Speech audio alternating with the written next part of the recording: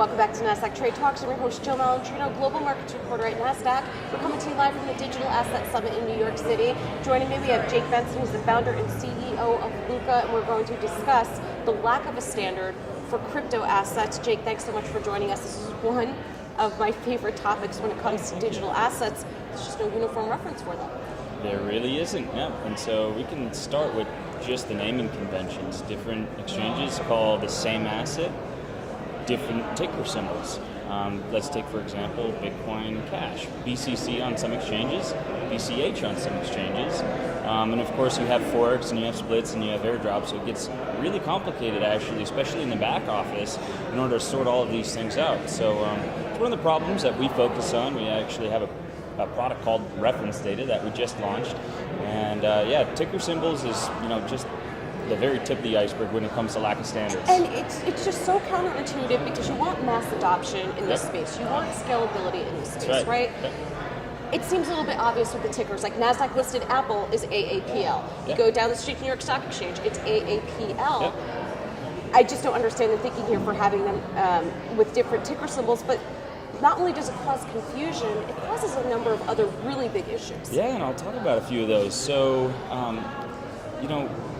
one is when you're actually calculating your P&L, you need to be able to make sure that the ticker symbols are aligned. So if you're calculating P&L on BCC and calculating P&L on BCH as two different assets, well then your books and records are all messed up. Your P&L is all messed up. You don't know what you've made or lost.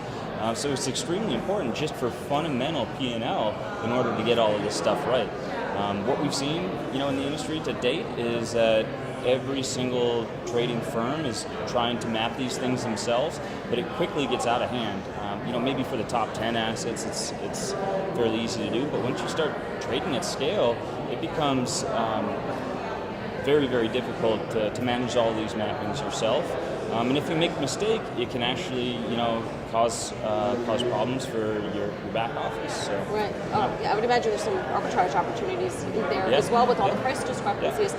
Now, there's no doubt that the evolution of crypto assets has been remarkable. I mean, just under 10 years, and look at how every conversation is around crypto assets these days. Blockchain technology is helping to legitimize it a little bit more. Do you think ticker symbols will change? Do you think these pricing discrepancies will go away? Is there a movement in the industry to fix this? Yeah, well, we're part of that movement because, like I said, we've come out with our own reference data, but it is ironic, like you said, because it's a decentralized ecosystem and it's a distributed ecosystem, and that doesn't lend itself to clean data. So you've got, different ticker symbols is one thing, but prices from over 100 different exchanges. And so what do you call your primary exchange, and how do you value these assets when there's so many discrepant prices across so many different countries as well? So I think some of this has to be solved for, but even a standards body doesn't exist for the crypto industry. And so where you have QSIPs and ISINs in the traditional world, there's literally an organized approach, to unique identifiers. You just don't have that in the crypto industry. So somebody's got to unify this data. We're taking a role in trying to do this.